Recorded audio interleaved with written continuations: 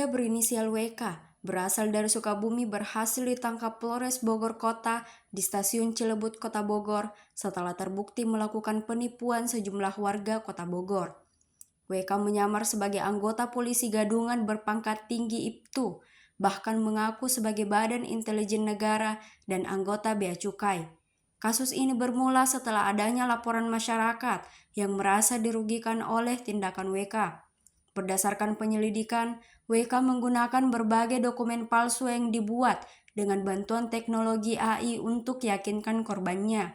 Ia juga menunjukkan foto-foto yang memalsukan pengangkatan dirinya sebagai anggota polisi.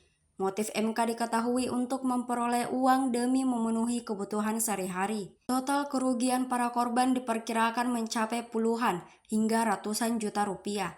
Namun, jumlah pastinya masih dalam pendataan pihak polisi. Hingga saat ini, WK masih menjalani pemeriksaan di Mapolres Bogor Kota.